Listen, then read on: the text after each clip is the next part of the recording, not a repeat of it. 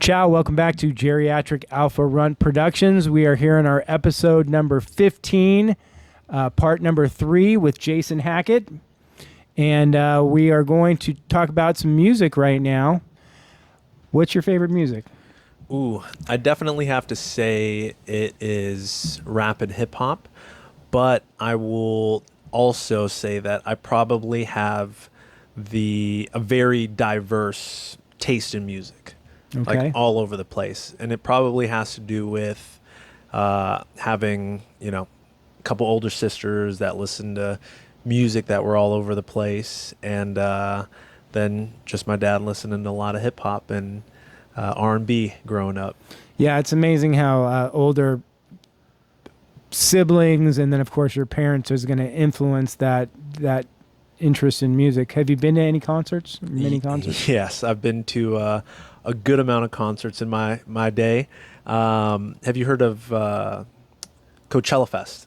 I've heard of it. I don't know a lot about it. Is that the crazy one in the desert? Mm-hmm. Yeah, so I went to that my first year. I was a junior in high school, so 2011, 2012, and I went 8 or 9 straight years. Is that where they have all the mud sometimes and stuff, or is that a different one? So not mud, a lot of dust. Okay. So because that festival weekend is 3 weekends. So it's weekend 1 of Coachella, weekend 2 of Coachella, and then Stagecoach is right after. So the grass on the fields by weekend 2, it's dirt. And then by weekend 3 or Stagecoach, dust is getting kicked up. I mean, if you go to any of those festivals, the following week you're going to be sick. Yeah. Sounds like a good time. I've seen some of the videos of them, and it just looks like some sort of a third world, like tent crazy. Yeah. So they build like structures and stuff out there too. Like they do all kinds of art. And what else is like a whole? Yeah. So they build these art installments. Some of them are interactive. You probably see some of the Instagram posts where it's they got the Ferris wheel. They have a huge kind of colorful tower that people will walk up to the top, take some pictures at. But then they also build the tents for the actual music performances. But yeah, I went 2011 all the way to 2019, and some years I went both weekends, and then a couple years I actually went all 3. Do you camp for sure, or can you go and leave in the same day? Yeah, I would always go and then leave later that evening or early morning. But man, the people that camp, kudos to them, because I don't think I could do it. A lot of crazy people out there late at night. Oh, for sure. Yeah, when I was a little younger, the big like concert of the years, so to speak, was something called Lollapalooza. Ever heard of Lollapalooza? Yeah. And it was always with like... That's in Chicago? They still have them? I think, I wouldn't be surprised if they did. I thought I saw something recently where they had them. Did you go to any of the Lollapaloozas? Yeah, I did. And they had Metallica, and at the time it was Jane's Addiction, which always was morphing into like another band or two because Perry Farrell was out of his mind. Do you know who Jane's Addiction is? No. Yeah, see, I'm dating myself now, probably. But yeah, those were some amazing concerts. I remember when I was younger in college, we used to have an inn at our house for working at Staff Pro, with the yellow jackets. So that's like security. Oh, okay. So we would oftentimes like work like overnight and just watch trailers and, just backstage areas. And I got to do some really cool stuff at the Grateful Dead concerts, which were... who knew that they were really coming to an end at that time, but that was some amazing thing to see a Grateful Dead concert. Yeah. Even to me at that moment in time in the late 90s, I was like, what a bunch of weirdos. I was going to say, what was your best performance at a festival that you've seen or concert? Oh my gosh, that's such a good question, because I have been to quite a few concerts now over the years. It's funny because I would probably say I really enjoyed a Lenny Kravitz concert that I went to. So you say, ooh, and you knew who that is. So that's good. because I can't remember who I was talking to recently, and I brought up Lenny Kravitz, and they They're like, didn't "Who's know who it that?" was. I don't know if it was maybe Cam or one of these guys, the younger guys, and they didn't even know who it was. And I'm like, They're like, oh my what's a God. Lenny Kravitz? Yeah, you don't even know who Lenny Kravitz is, huh? That's surprising. But ironically, my wife and I just watched the other night this thing on Taylor Swift. Which, And her. yeah, and just like the magnitude of the concert that she puts on and all the people, and it's just like mind blowing. Yeah, the How- Swifties. Yeah, like what a phenomenon she is. I don't even goes to show you my age because I mean I know who she is, but I can't imagine that she's at the level of popularity that she is just mind blowing. Yeah, it's so interesting. I remember when she was just making her way into the scene. So, when I was living in California, the high school that I went to, this girl that was in one of my classes, her parents owned the country radio station out there. So she was telling me about this Taylor Swift girl, and then I remember, watching one of her like famous music videos and going, okay, like there's something there.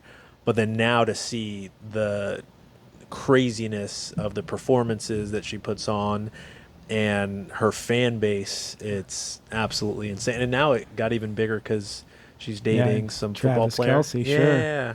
Sure, yeah.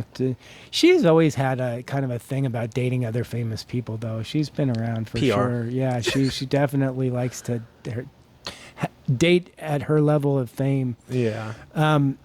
Boy, I don't know why I want to bring up Britney Spears, but have you seen her in the news at all lately? Not- Poor thing is just, Not lately. I know that there was a lot of downhill moments, but and she's just continuing though, because it's like they're I've been seeing the stuff still where she's posting and she's just out there, and I think that there's mental illness there, but it's also coupled with just drug and alcohol abuse. I mean, and it seems like a lot of people in that industry, it's the norm, right? The drugs, the alcohol, the you know what, lifestyle. brother?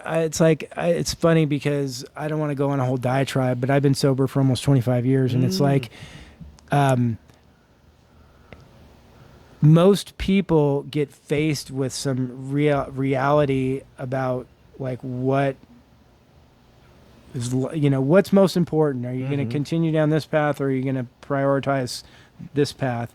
And when you have so much money, it's really hard to like understand what even ethics are, because you're not held to the same accountability as the rest of everyone. You're never in financial peril. You're never in reality of what relationships are. It's like, I remember when I was watching Charlie Sheen when he was in the major part of his like breakdown of all his stuff. Going, he's like, I've got tiger's blood. No one can tell me what to do. And I'm sitting there watching and I'm thinking, God, what up? It's like almost, that's like hell on earth. This guy is like hopelessly addicted, and he has got money to just keep going, and no one's ever going to be able to tell him right from wrong because he's in a position to rule the world. So, God, you just like and now it's amazing to see. Here's Charlie Sheen sober out there, like how saying, long has it like, been for him? I want to say 8 or 9 years, surprisingly. Wow.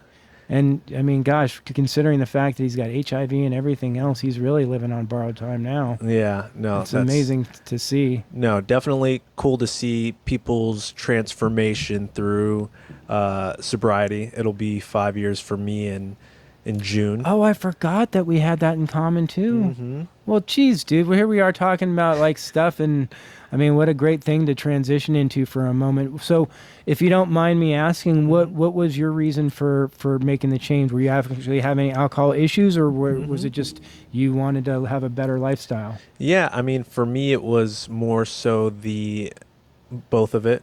Yeah, I was definitely struggling with the alcohol, and I think I got to a place in my life where I finally hit enough rock bottoms to go, okay, if I don't change this, I'm just going to repeat the last 10 years of my life. So after some events, I just decided, hey, this is it. And I think we're always so focused on, especially, right, we're going to the new year, people making New Year's resolutions, and they're trying to add more, do more, be more. But if you just made the decision to cut something that's no longer serving you out of your life, and you just did that one thing one day at a time, your life could completely transform. And I know that because it did it for me, and it's done it for many others. It's so funny that you say we were talking about dates and about New Year's and stuff like that, because there's so many years that I'm like, on New Year's I quit and this was it. And I woke up hungover. I'm done. And it's just like, I only took a day or two to be right back on. And and it's even so funny because my sobriety date is March 3rd of 2001, and my actual belly button birthday is February 26th. So I had, planned on stopping on my belly button birthday, February 26th, and I had a few more days, and I finally, at least this time, March 3rd of 2001, and, had so many sobriety dates prior to that. Like, so many people had so many sobriety dates, and now this one has held. And, it's interesting because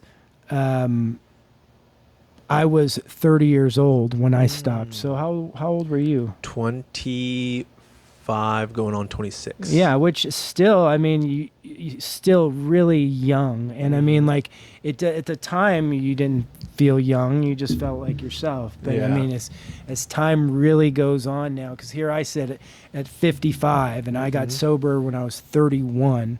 Wow. And I think, like, I remember thinking at the time, like, oh my God, so much of my life's already passed by. Like, I'm just starting now, because I was like having trouble in my relationships and my career, and had all these excuses for all this time before I finally faced the problem. And, now I look back at 55 with again, coming up on 25 years of sobriety here in just a month or two. And I think, like, oh my God, where would I be if I hadn't finally made that choice 25 years ago? Because, I mean, it sounds dramatic, but I mean, quite possibly not alive, quite possibly. But if I was, I certainly wouldn't be sitting in my beautiful collectibles warehouse with my cars and my beautiful wife and my child on Christmas break, doing a podcast with a friend, talking about how wonderful life is. It was strictly because I made a decision, a hard decision, to stop drinking alcohol and using drugs. And, it's been the most important decision I've ever made, because without it, I don't know what I would have done. So, I mean, I like to share that with people on a podcast. I don't go around with it on written across my chest, but as more time goes on, it's like the embarrassment of why you would get sober, or the feeling of not wanting to share that with people is just kind of becomes irrelevant, because you're happy to help people. And oftentimes just by helping people, by letting them know that you're sober and that you've had hard times. For sure. Your experience, strength, and hope. Absolutely. Sometimes, those little, I'm pretty open book in terms of, sharing my story or sharing, that I am, just because of the impact that it could make, especially, right, being a younger person that has decided to make that decision, and, right, like going to meetings and being the younger person that, one day I'll be that old timer talking about back in my day, but also sharing the transformation that it could have. Absolutely. It's just a wonderful thing. And it's like, in my adult life, I've had a couple of things that have been life-changing. And certainly the 12-step program that I got involved in has been life-changing, because it's allowed me to find sobriety and be sober for 25 years. And then, of course, over the last 4 years now, finding Jiu-jitsu has been another, like, huge epiphany for living. Here I am at 50 years old, and you don't have many measurable accomplishments. Like in sobriety, each year you get older. Here I am, I'm coming up on 25 years of sobriety, and it's like, it's kind of a fun thing to be able to turn 25 again in something. Just like it's kind of a fun thing to, like, get a purple belt. You know what I mean? It's an amazing thing at this age to still have measurable growth, because usually by the time you're 55, you're set in your career. Mm-hmm. Your family is like, if you don't have one, you're probably not going to find one at 55. So there's certain aspects of your life that have either settled out and shaken out or not. But here, these two places where I get to continue to work on improvement and find solutions. Yep. Because these things that people talk, find solutions. It's like, I feel like I'm talking in code. Like people say sometimes in like sobriety is, come to meetings and I'll give you the tools that will help you to stay sober. And you're like, it's such jargon. What kind of tools are you going to give me to stay sober? It's just like, becoming a black belt takes 20 years. Mm-hmm. Becoming a black belt in sobriety takes 20 years. I don't know how to tell you how to get the experience of taking 20 years of jiu-jitsu classes or going to 20 years of AA meetings. It's like, it's only through experience that you can get this information so saturated into your body that it's part of your being. For sure. And I think it's, both of them have long processes, but thinking of it as one day at a time and showing up and doing the work, time's going to pass anyway, right? I mean, and those analogies that we use in our program can be used in every facet of your life. And I mean, it's like, without just even, I mean, like taking it into jiu-jitsu, when you say like one day at a time, or like one round at a time, 1 minute at a time. Sometimes you don't know if you can finish the round and you're like, oh, I can do anything for 1 minute. You know what I mean? Mm-hmm. I think that if sobriety was easy, everyone would do it, because we all know that there would be a physical change, there would be a mental change, but it's a hard thing to do. So anybody who has dealing with a problem and wants to talk about this, now 2 more people in our jiu-jitsu program that are doing this thing, because there's several of us, more people than you may even realize. So what a great way to end this conversation today. Sir. We kind of started this third one thinking, okay, we'll just spitball one together, and it turns out to be the best one of all 3. I'm so glad we got a chance to talk. And that's always how it goes. It's interesting, because in doing these podcasts, it's like, I already had friendships with people, and because of jiu-jitsu or whatever the other reason is. But I find out that after I spend an hour with somebody and doing something like this, it really helps to bridge a new level of friendship. And I just appreciate you coming in today and giving us an hour of your time. Thanks so much for sharing. Thanks for having me. All right, brother. Again, like, subscribe, comment, share this information. Help us get to 1,000 users, okay? Thank you so much. Thank you.